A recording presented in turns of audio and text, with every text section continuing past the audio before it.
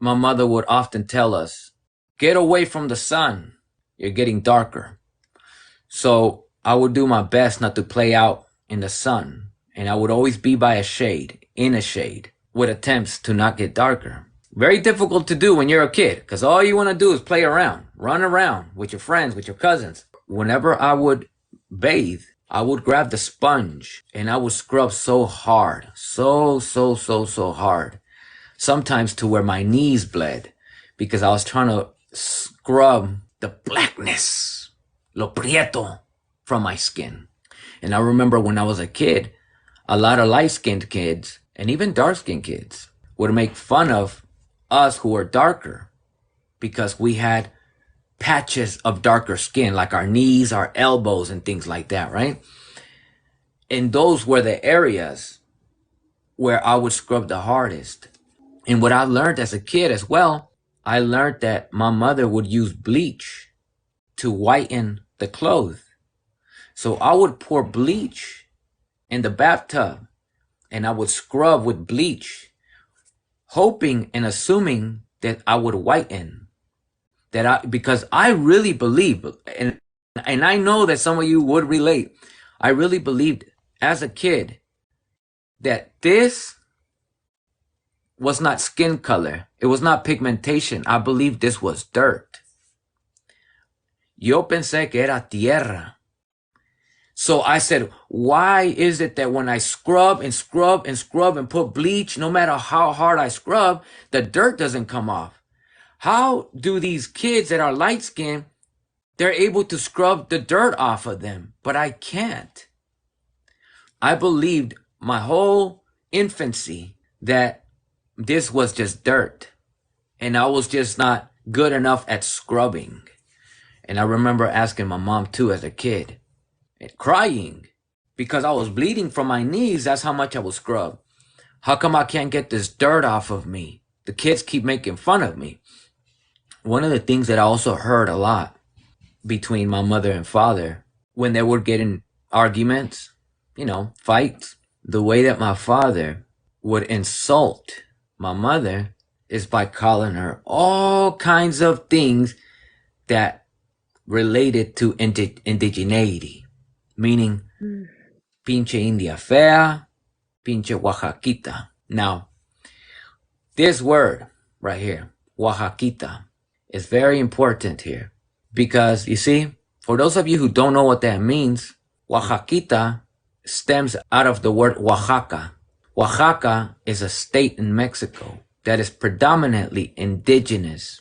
Although in my village, we were indigenous people, Oaxaca was known exclusively for being predominantly indigenous, that whenever we as indigenous people in our regions would want to insult another person, we would insult them by calling them wajakita, which is a derogatory word that is making fun of the indigeneity in the state of Oaxaca.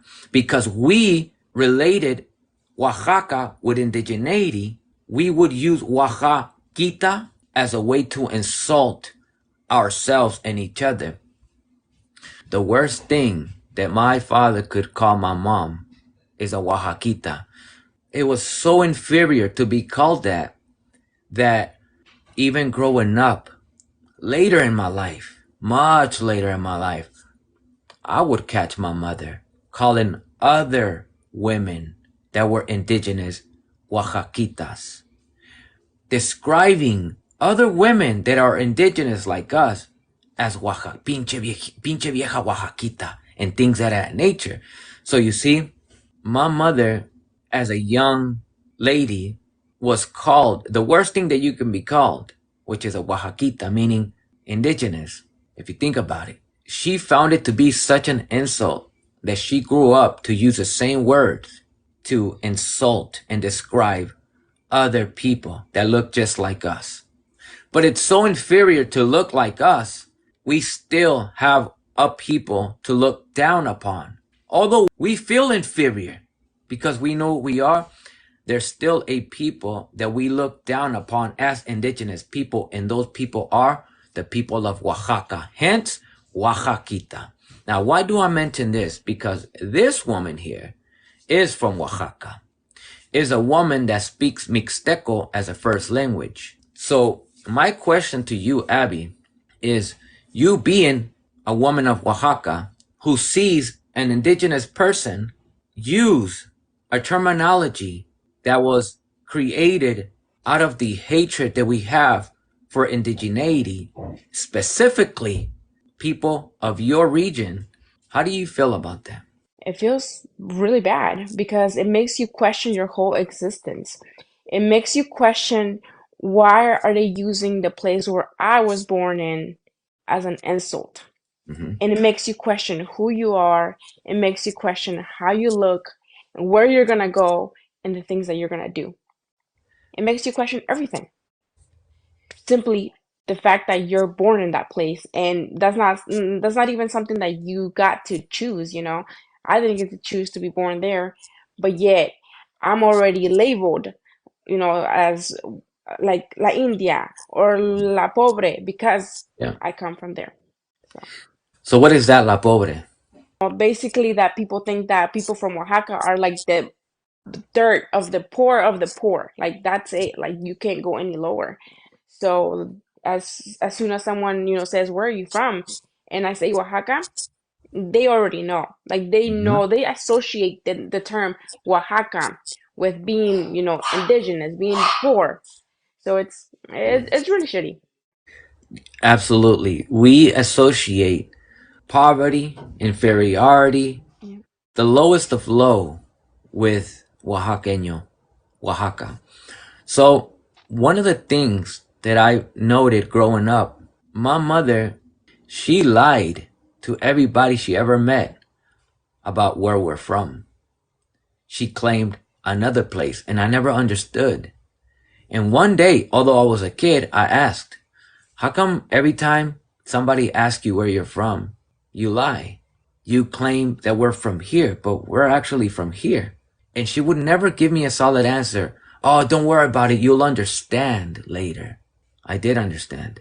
I understood because I knew for a fact that because of my complexion and my features, I knew that when people saw me, they immediately assumed and associated my appearance with some form of indigeneity. I knew this. So what do? Well, I lie. I'm not from a village.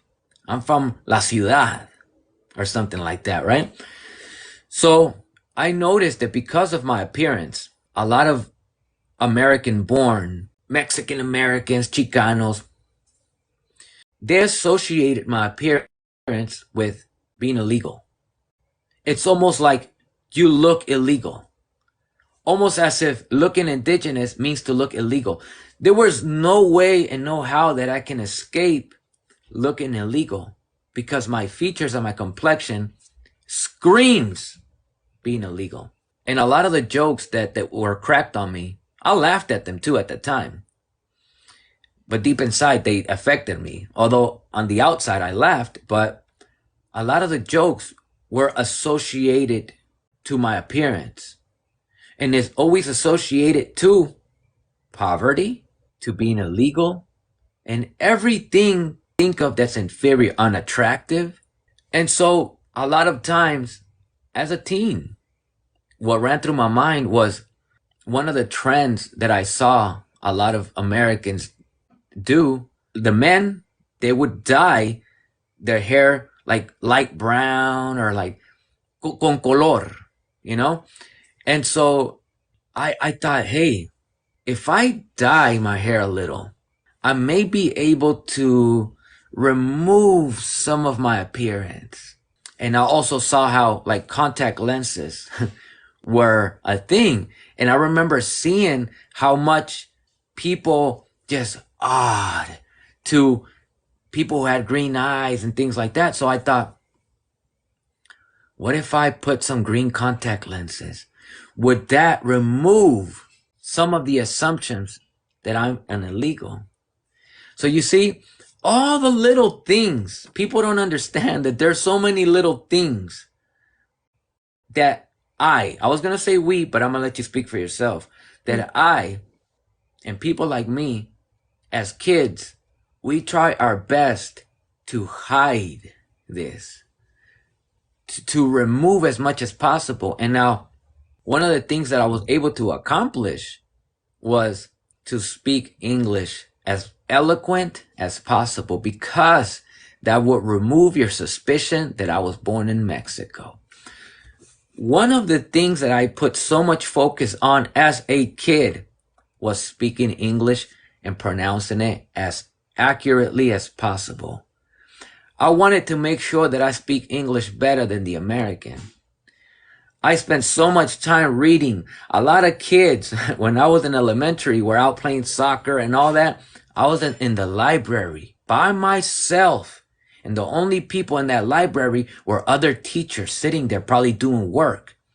I was the one kid in the library picking out books, sitting and reading and reading and reading. Because I remember my cousin told me as a kid, learn to speak English, and you better not speak English like a wetback. Okay? Because there is a difference between speaking English as an American and speaking English as a Mexican born. Meaning, if they detect an ounce of an accent on you, boom, you're no longer an American. You are immediately a Mexican, because we could tell that you spoke another language, specifically Spanish first, and you learned English later, so that's why we can detect an accent. So what I did was I did my best to not and only speak English, even to my mom, and she wouldn't understand, but I was like, you better learn, because I'm not about to develop an accent here. So what was your experience when you in Mexico, either from the white presenting Mexican and even the indigenous Mexican that is not from Oaxaca, how have you noticed that you are treated by other Mexicans in Mexico because you are an indigenous woman from Oaxaca and because you speak a native language? So I came to the US when I was 10, and basically my experience with the city, we were the ones selling, like selling like coal or like wood to the, lighter skinned people, and the upper class, if that's what you want to call it. And they knew, like, the fact that we were doing that is just, it just showed them that we were lower than them. Color as well, like, it was already, they already knew, like, we were like from the montes, from the cerros, Yeah, sure. and they definitely didn't, like, I guess pay my parents, like, at that time it was my parents selling all that stuff, and they try to like haggle and try to pay them as least as possible, which is why my parents brought us to the US. And I think my experience with the whole racism thing didn't start, or I didn't start noticing it until I came to the US. Okay, okay. I wanted to bring something up. I asked you these things because in the year 2022, there was this movie that came out. It was Wakanda Forever, and there was an actress there that I believe she received an award. I think her name was Yulitza. Oh, Yalitza, yes, I'm actually from the same like city that she's from. Hmm. Okay, Yalitza. So in 2022, Wakanda Forever came. Yulitza got an award, I want to believe. And the attendees of this award show were a lot of Mexicans, a lot of very well known Mexican actors and actresses. When she walked up there to receive an award, the conversation amongst these Mexican actors and actresses was, ella no es mexicana, ella es India. Yeah. So, you see, this is the conversation that I'm talking about. One of the things that has always bothered me when I talk about these things is that a lot of people use the word Mexican as if it were a race. A lot of people that are not even born in Mexico, born here, talking about, well, I'm Mexican because what you lack understanding about is in Mexico, Mexican is so not a race, so much so that people like her by the Mexican are told they're indios. You see, what they're saying is they're not Mexican. Those are indigenous people. You see how the Mexican title belongs only to the non-indigenous people? Do you want to know why, viewers? Because the indigenous people do not identify with Mexican. We acknowledge that we are Mexican because we were born in that country, but we identify with the tribe and or pueblo that we're from. In this particular case, Mixteco. You see, the only people that proudly identify as a Mexican in Mexico are the people that are not indigenous and or are detribalized and do not know better. So much so that a lot of these white presenting people of Mexico, meaning European descending people, look at her and say, that's not a Mexican. So it's almost as if Mexican belongs to the white presenting. Of course, that's not true, but it's almost the thing, because when the Mexican in Mexico looks at an indigenous person, they don't consider them a Mexican. They consider them an Indio. But if you go to YouTube, you could go, you see how the Mexican mistreats the indigenous people in Mexico. Whenever some of these indigenous people are selling things on the corner or doing whatever it is that they have to do, a lot of these Mexican people make fun of them for speaking an indigenous language, demand that they speak Spanish and things of that nature. And where I'm going with this is she is describing her parents, selling things and things of that nature. One of the things that I identified at an early age, but I wasn't able to make sense of it until later, Abby. And I want to ask you too. It's embarrassing to admit, but it is the truth. As a young person, even as a teenager, I caught myself whenever there were Mexican people that were light complected, I caught myself looking up to them like they were superior than me, just because of the lighter complexion and because of the Eurocentric features. By default, whenever I spoke to them like they had a level of authority, a level of importance.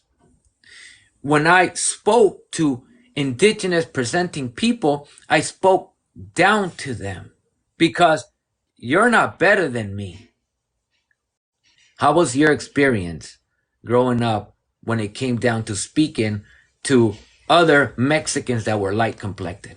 So my experience was, yeah, like you said, speaking, like they were better than me. And even like when I first got here to the US, I was in elementary in fifth grade.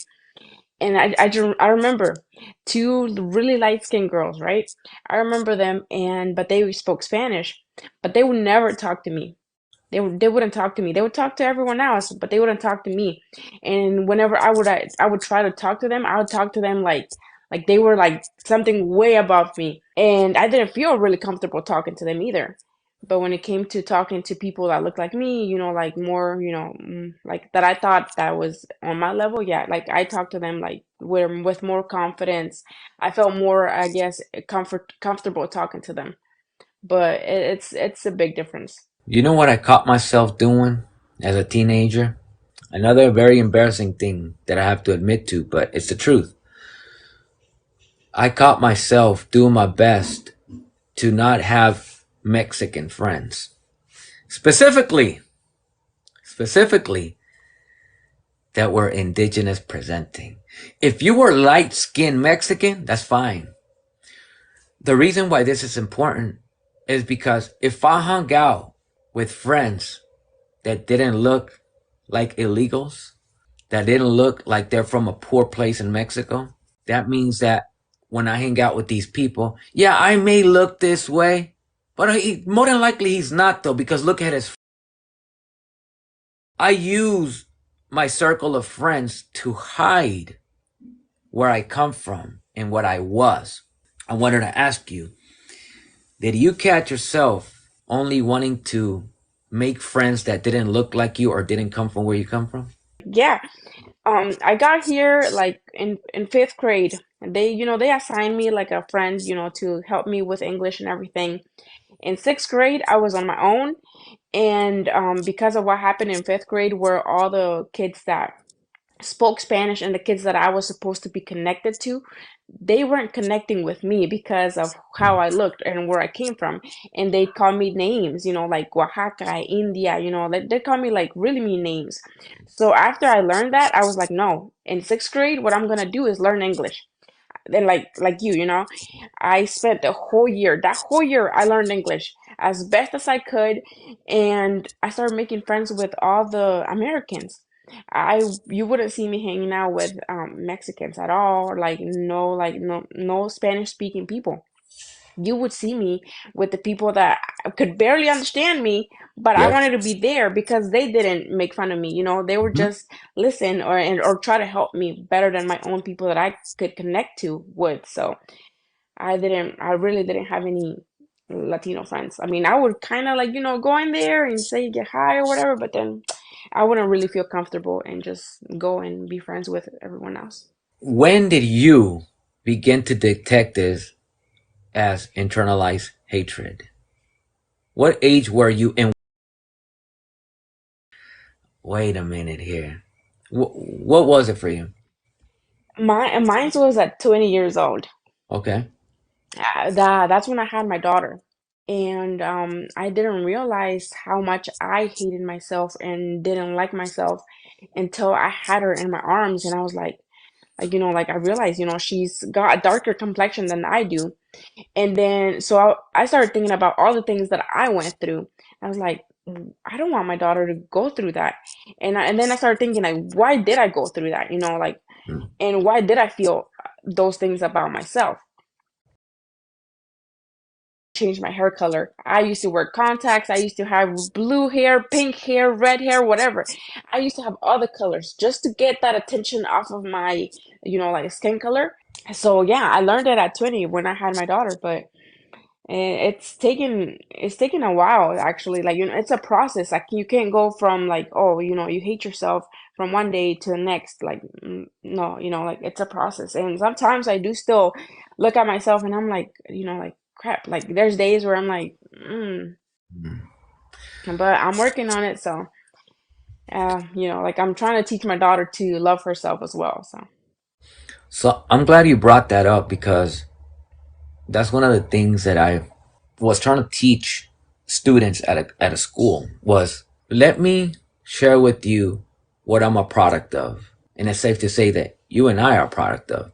I am a product of, first and foremost, a people that suffer from internalized racism. But to narrow it down, I am a product of a mother and a father who hated their own reflection in the mirror. So much so that my mother began to use whitening cream since a very young age. She would dye her hair blonde since a very young age.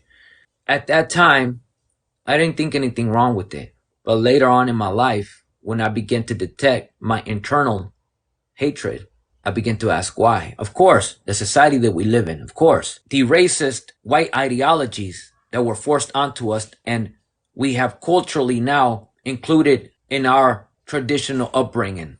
Of course. But you see, I began to ask myself, how was I ever supposed to love myself if the father who was supposed to love me left? My mother, she can't stand the reflection in the mirror. So I was being raised by a self-hating individual that she used whitening cream to whiten herself. She dyed her hair blonde. How was this individual supposed to raise me to teach me to love myself if she doesn't love herself? How am I supposed to expect to be raised with love by somebody who can't stand the reflection in the mirror? So you see, Abby sharing with me that when she gave birth to her daughter, she began to ask questions, important questions. Is my daughter going to go through what I went through because of my complexion, because of my features? I wish that my mother asked those questions. Maybe she did, maybe she didn't. I doubt it. But I wish she asked those questions because this internal hatred in her never went away. Sometimes I sit and wonder, how did I accomplish even becoming aware of what people like Abby, people like me, were never supposed to be aware? This was supposed to be normalized. We were supposed to, by default, be born and believe we're inferior. Sometimes I detect it. I'm so grateful. I feel grateful that I even begin to question it. And the way you even begin to question it is by first detecting it. It's not easy to detect. It's only easy to notice the condition that you're born into. But it's not easy, and it's not there for the taking, to look for the origins of why this is so. A lot of us are born and grow up being raised believing this is normal. A lot of us go to our graves believing this is normal. Go to our graves looking in the mirror and hating it. Looking at white folks and looking at God, so to speak. Not a lot of us get the opportunity to say, wait a minute. Okay, okay, I'm inferior. Okay. Not only because I feel it, not only because I was raised to believe it, but society made me understand this. Instead of accepting it, I have a better question. Why? And what is the root of it? When I began to search for the root of why and where it started and by who, it began to make sense. Would you mind sharing, Abby, when it comes to colorism, what was it, if anything, that you experienced in your own household? Never mind society, but narrowing it down to your household. What did you hear your parents perhaps say to you, or even say in general? It was the names that my dad would call me in Mixteco. You know, there's a like a word for, like, I guess you can say, like dark face or like dark color, Hmm. like, like saying like negrita, but Okay, in Mixteco. sure. And but it wasn't like negrita, it was like la negra, like, like in a, more Blackness. yes. Hmm. Hmm. And that's what he would call me. And I never understood why, like, like he would just call, and then that's the thing, that he would call me that, especially when he was angry. Hmm. And it all began from there, and I didn't understand it, like, why is he calling me that? But yet, he looks exactly like I do. He has the same exact complexion that I do. And it was just, it was awful. Like, I remember feeling like so belittled and so, I guess, put into a tiny little, minimized, I guess you could say, by my dad, because he was calling me these names. Hmm. And I realized that it wasn't the fact that, it was like, yeah, the society and all that, like it played a part as well. But it Hmm. was the fact that my own dad would call me that, and my own family, like, what didn't say anything about it. It's, what caused it, what caused me to have more self-hatred. Sure. So that's where I began. Um, that's what led you into writing this book, yeah? Yes.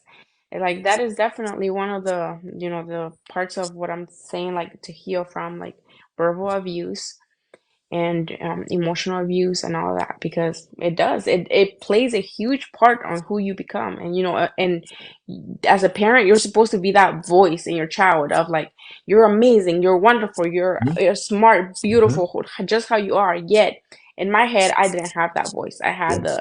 that word in my head. Hmm. Yeah. Sure. And I agree, by the way. It should be the default that children, all they have in their heads is of their parents encouraging, uplifting, uh, being pushed as high as possible.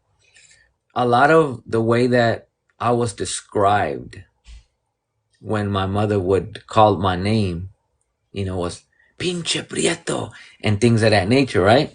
Being dark skinned was such a bad thing, and I knew it even as a kid. That was such a bad thing that in order for me to piss off my mother, I would actually stand out in the sun to get darker. Whenever she would, punish me or make me angry, I would stand out in the sun to get darker. Because when she would come from work and she finds me with a shade or two darker, she would be so angry, so angry.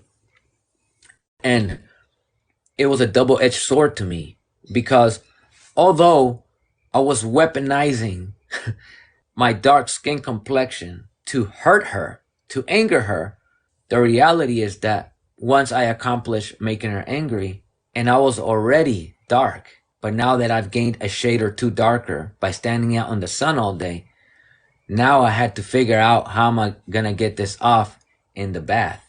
So that's where the whole adding bleach to my bathtub came into play because I learned from watching my mother wash clothes that whenever she used bleach was to whiten the clothes.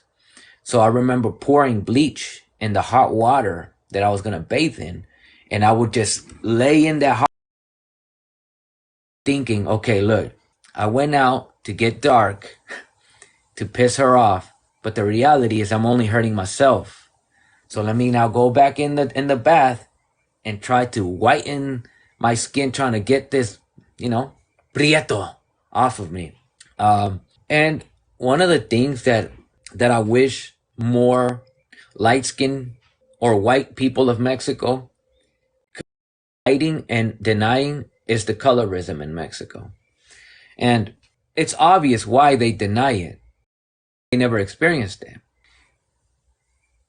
But if there's anything that I've learned, and not only talking about my particular struggle, but creating spaces and also joining spaces of other people of different cultures, of different countries, is whenever they share an experience with you regarding colorism or racism, injustice, discrimination, your job is not to invalidate it.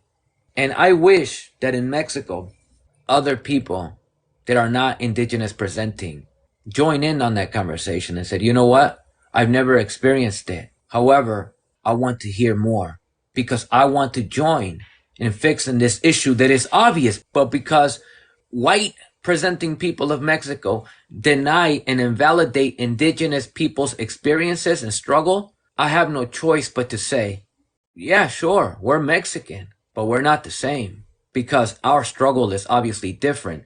Not only that, but my struggle you deny exists. And then you go to these platforms, you are acting like you are speaking on behalf of Mexicans, yet you deny the colorism in Mexico, the racism in Mexico, but yet you want to be the voice of Mexicans. So that's the reason why it's so important for me to create these spaces, these dialogues of bringing up indigenous people and talking about these issues. And it never fails that a lot of the times the people that come want to argue with me, whether in the comment section or come on the box, are always white presenting people. Well, I've lived in Mexico, never experienced it. It's like, yeah, you could only talk about your experience as a white presenting person, and it's going to be much different. So now you see why it's so important for me to make the difference that yes, we're all Mexican by nationality, the people who are born in Mexico, but now you see how we're just not the same.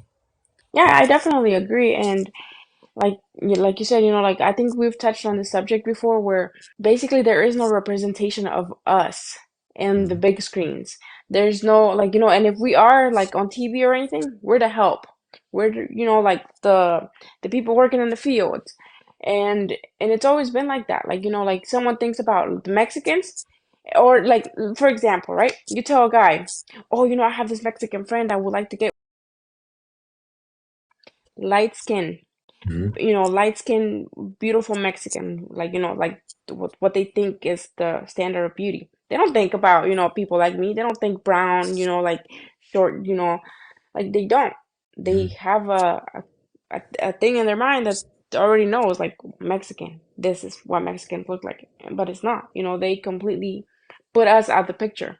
Knowing that the representation of the Mexican on television is the white presenting Mexican, do you even feel like a Mexican sometimes? I don't know. I don't because I've seen, like I see all the people like they have these things, these dates where they'll fly the Mexican flag in their trucks and they'll like go Yeah, everywhere, yeah. like they'll put like their whole flag behind their trucks, Mhm. and honestly, it doesn't make sense to me, Yeah. because to me, I'm Mixteca. I'm Oaxaca. I'm like from Oaxaca and from my pueblo, and that's that. I share the same sentiment as you, 100%. This whole flag waving, que viva Mexico, I've never been able to relate in my entire existence.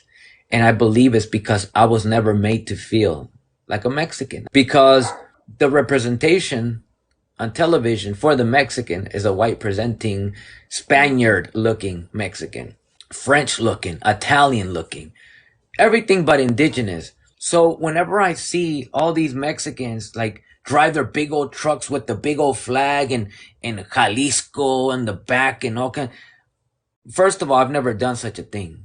You'll never catch me with the Mexican flag anywhere in my existence because I've never felt like that flag represents me or indigenous people.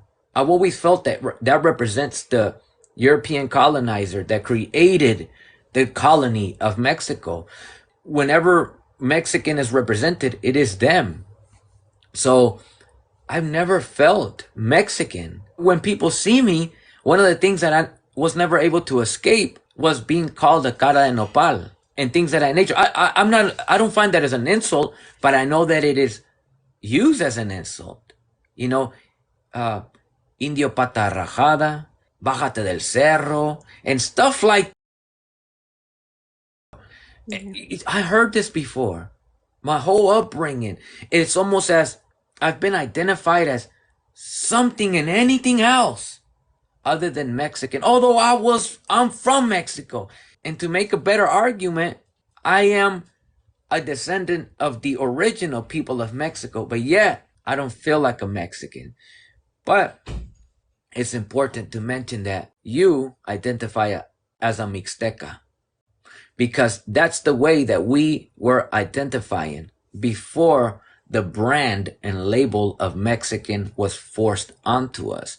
Some of us, though, were just lucky enough, like you, to still identify as a Mixteca. Some of us were just not so lucky. And Yeah. we were fully ethnically cleansed, and we had no choice but to take on the Mexican brand or rebrand. Ever since we were all rebranded as Mexicans, we have been suffering from identity crisis. I know, Abby, that you, as a Mixteca, you obviously have suffered from colorism.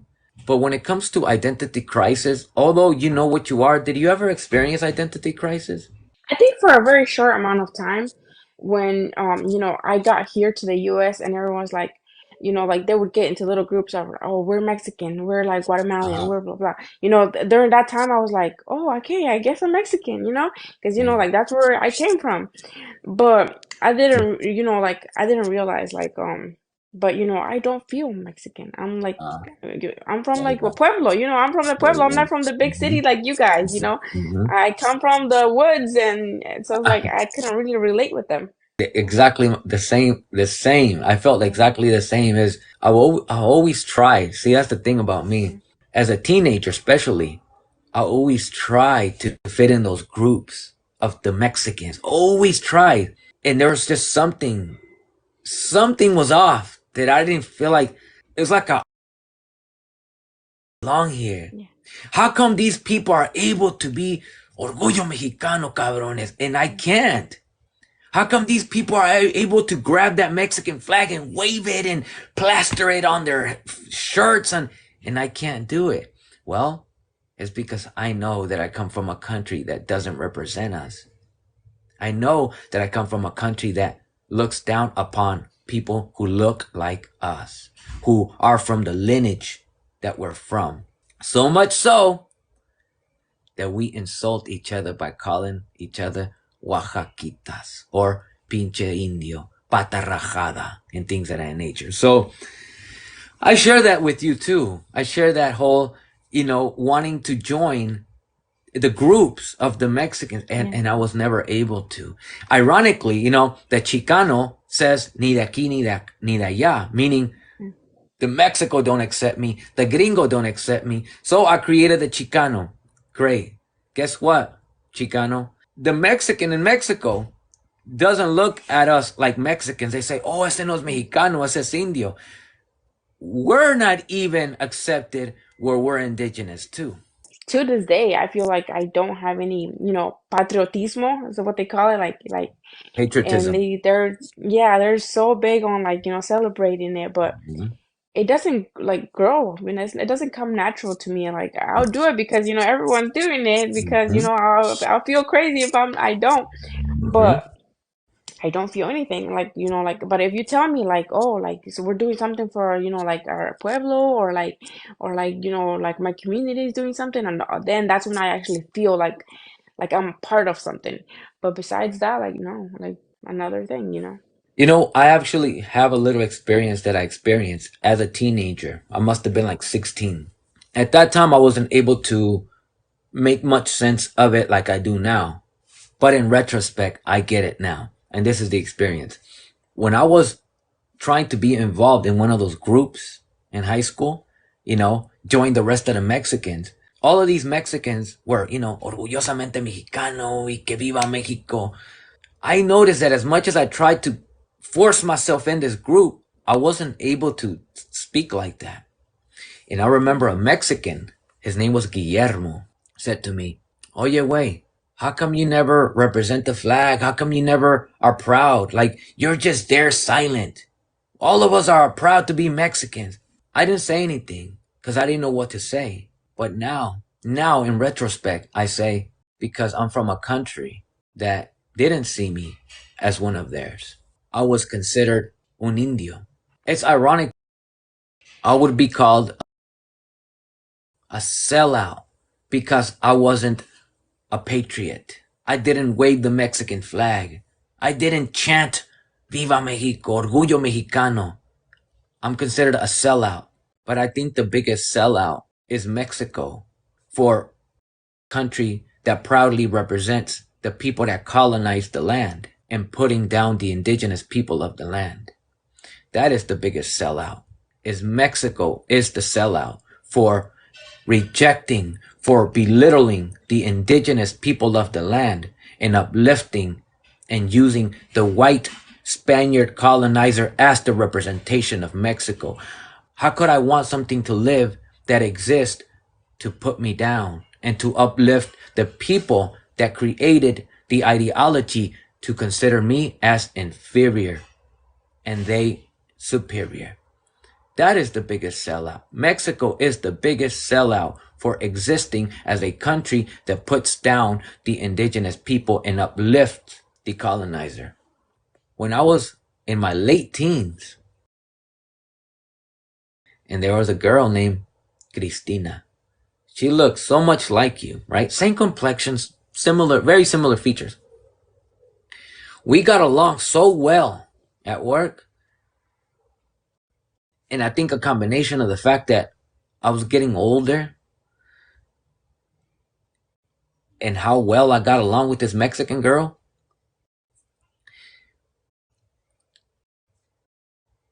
I began to ask, can I be with her? Would I be dishonoring the potential of being the one who makes my mother proud for getting with a white girl? Because, oh my God, whenever I would bring a white girlfriend to meet my mom, my mother was. It's almost like, yes, have children with her. You better, cásate con ella. You are going to bless the next generation type of thing, right? See, my mom never disrespected any, spoke little of or negative of any of the white girls I ever dated. But then I went ahead to start dating Cristina. When my mom, never mind met her, she never met her. When my mom seen me with her from a distance, she rushed over here. Before asking who she is, anything, oye, hija de la chingada, quítate hasta la chingada de mi hijo. Don't be talking to my son. Don't get away from him. You shouldn't be. My mom tried to protect me so much. So much. from making the mistake of ending up with someone that looks like us. Because, God damn it, if you give birth to another indigenous looking child. God damn you if you do. Haven't you learned what the secret is to success? Is to escape this and mejorar la raza. Improve the race, whiten it. Tienes que casarte con una gringa.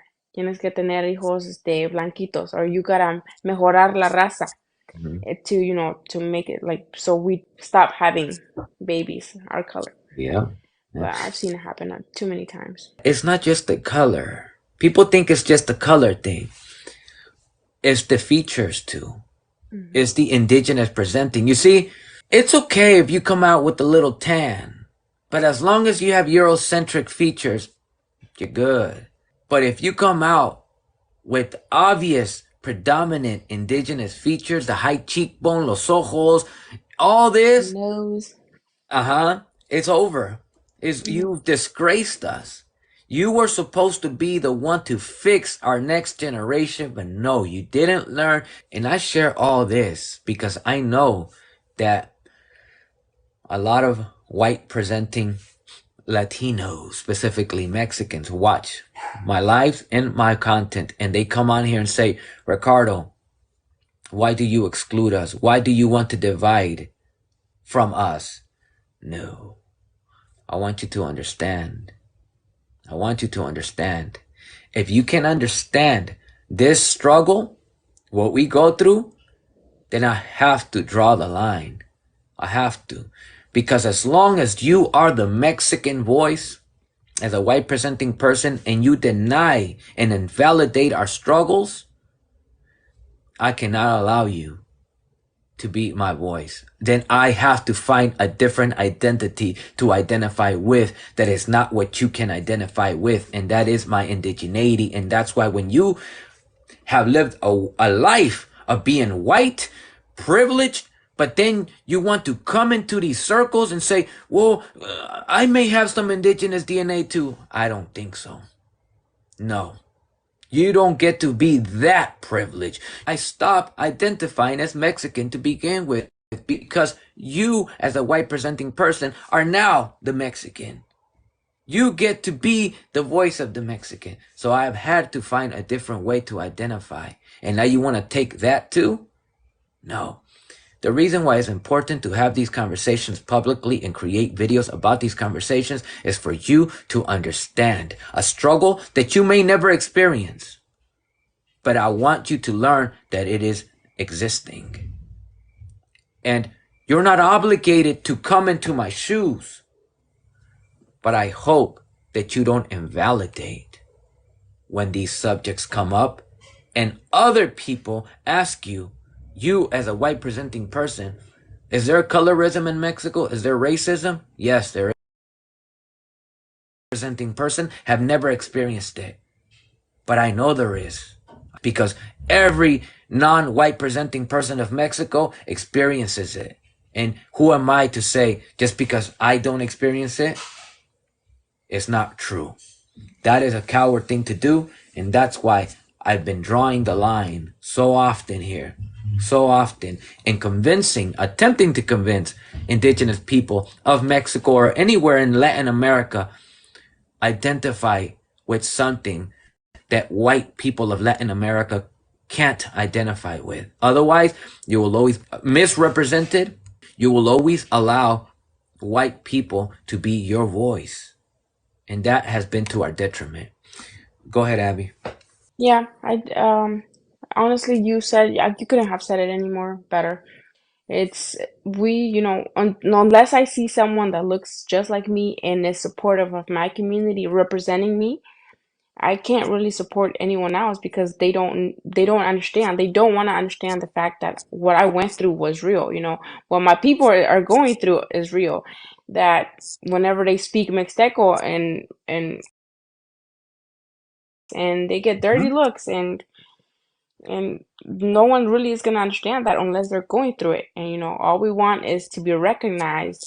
And when they come in here and say, you don't need to hate us, that would be hate if I didn't try to protect us. That would be hate, self hate. And that's what I've been living my whole life until the last 15 years of my life.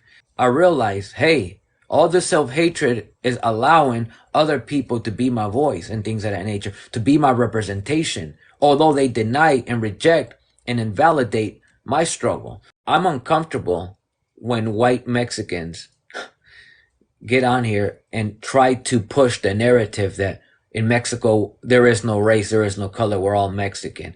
For one, obviously it isn't so. But what you're doing is you're trying to diminish and erase the evidence and fact that there is plenty of colorism and anti-indigeneity in Mexico. So much of it. So much so that someone like Abby, who speaks Mixteco, who is from Oaxaca, is looked at by Mexicans, by white presenting Mexicans, who say, that's not a Mexican, that's a India. In Mexico, we are identified as something different. And then y'all, white Mexicans from this country that don't know what's going on in Mexico, and when you go, you only experience the life of a tourist. You want to tell us that, hey, we're all Mexicans. No, no, no, no, no, no, no. Learn about these details. They're important. I think this has been a really, really good conversation. It needed to be had because it's a real issue, and no matter how many people say it doesn't happen, it does happen.